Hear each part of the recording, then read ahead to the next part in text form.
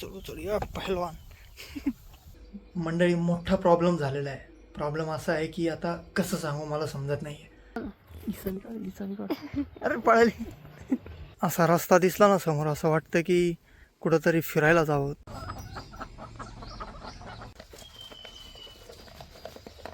चार अंडे दिलेले.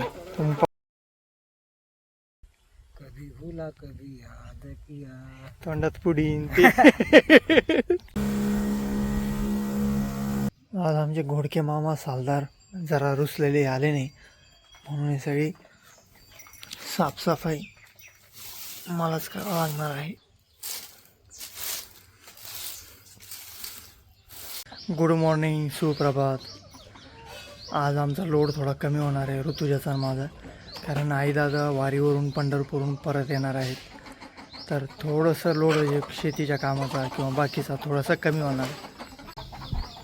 मोठं म्हण ना.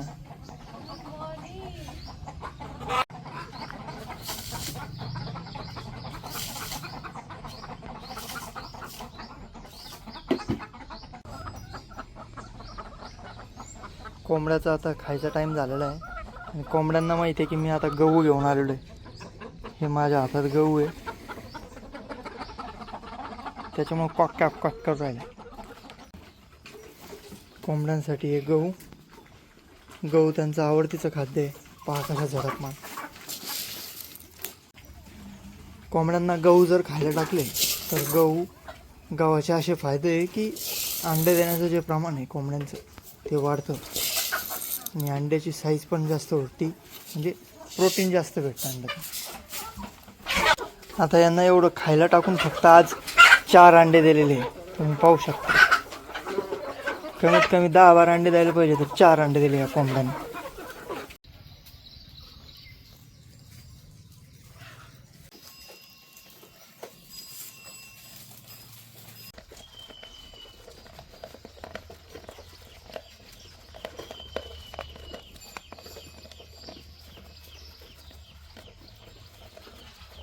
आई दादा आज पंढरपूर आल्यानिमित्ताने आई दादाचं आम्ही स्वागत केलेलं आहे. आई दादाचा प्रवास चांगला झाला. आई दादा नेमकंच पंढरपूरचे वारी पूर्ण करून आलेले आहे आणि त्यांनी सहजगीता छोटंसं पुस्तक वारीमध्ये त्यांना भेटलं होतं ते आणलं. तर ऋतुजा आता पूर्ण वाचणार आहे. तुम्हाला माहिती आहे ऋतुजाला किती आवडतं पुस्तक वाचायला. प्रसाद आणलाय पंढरपूरहून, त्याच्यानंतर अष्टगंध बुक्का, त्याच्यामध्ये सगळ्या पद्धतीचे मला बांगड्या आणलेले, बांगडी आणली.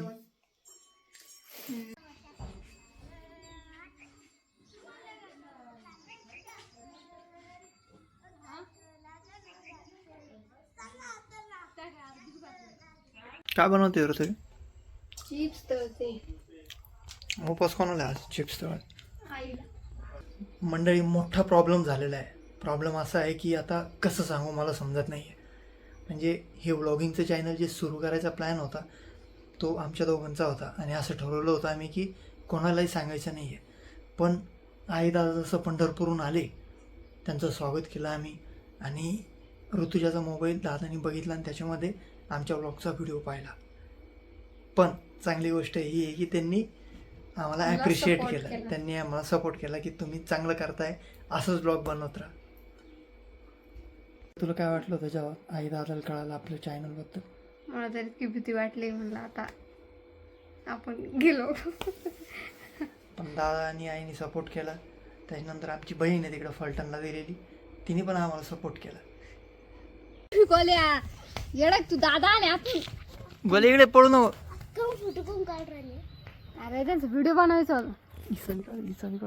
अरे पळाली.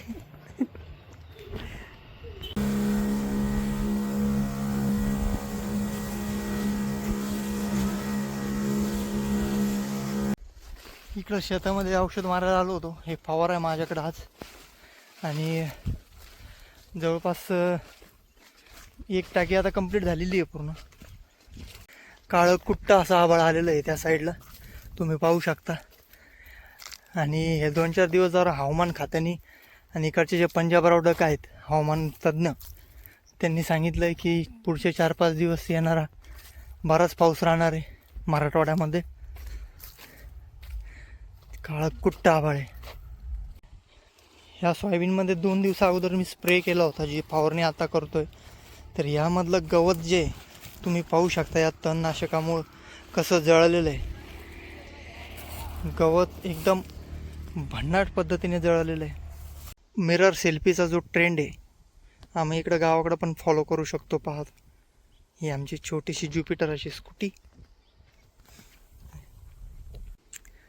असा रस्ता दिसला ना समोर असं वाटतं की कुठंतरी फिरायला जावं 2-4 दिवस. पण इकडे हे शेत दिसतं, परत इकडे कामं दिसतात. असं वाटतं की फिरणं काही ठीक नाही बाबा, चला काम करा. मैं पल दो पल का शायर हूँ, पल दो पल मेरी जवानी है. मंडळी, 2 पल की जिंदगी आहे. वेगाने टाईम समोर जात असतो आणि आपण खर्च होत असतो. तर हा काय म्हणेल, तो काय म्हणेल, उद्या काय करायचं, अमुक तमुक, भविष्य कसं राहील, ह्या गोष्टीला भेद नाही बसायचं. चालत राहायचं आणि विचार नाही करायचा की, कारण आपल्या इथं असण्याला हे काही फार महत्त्व नाही आहे. जगून घ्यायचं. आमची पूर्ण टीम, ऋतुजा, दादा आणि आई शेतामध्ये आलेली आहे. खुरपणीचं काम आता आम्ही सुरू करणार आहे आणि मी फवारणीचं काम सुरू करणार आहे. त्यासाठी दादा पाणी घेऊन आलेले. ऋतुजा, एक टाकी औषध ना मानव उचलून बघ ना. रिकामी उचलते का अगोदर बघ. उचल या पहिलवान. ठेव खाली. रिकामी टाकी उचला ना तुला. ठेव खाली ठेव तू दुकान. मंडळी, तुमच्या शहरात, तुमच्या गावाकडे पाऊस कसा पडतोय, त्याच्यानंतर काय एकंदरीत परिस्थिती आहे, वातावरण कसं आहे सध्या, ते कमेंट बॉक्समध्ये कळवा. आणि तुम्हाला हे आमचं वातावरण इकडचं कसं वाटतंय ते पण सांगा. घोडके तिकडे आता टाकी भरतोय फवारणीसाठी.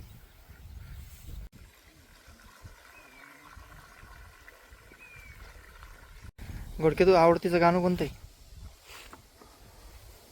हां, आवडतीचं गाणं सपने साजन के, जोरात सांग. सपने साजन के पिक्चर आवडतं. सपने साजन के पिक्चर आवडतीच आहे. आणि गाणं गाणं कभी याद किया. मोठ्याने बोला जरा. कभी बुला कभी याद किया. कभी बोला कभी याद म्हणून दाखवा. कभी भूला कभी याद किया. तोंडात पुडीन. मेरे प्यारे जोरात जोरात. सच सच कहो दिल ने क्या किया. कभी भूला कभी याद किया.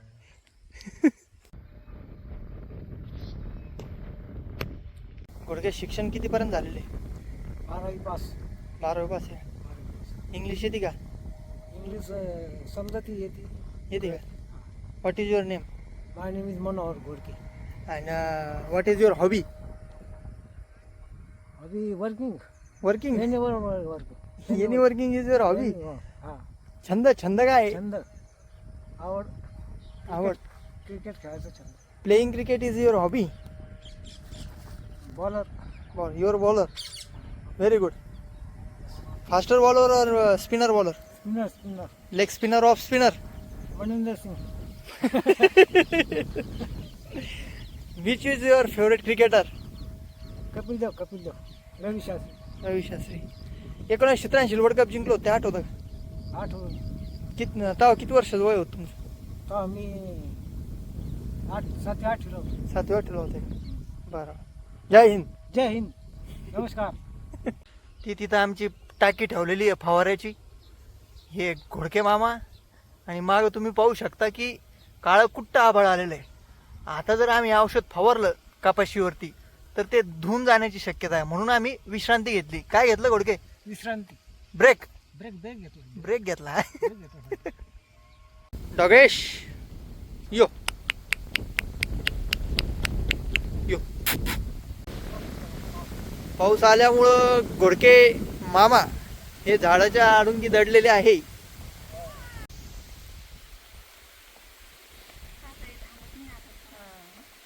काय बरं काय काढून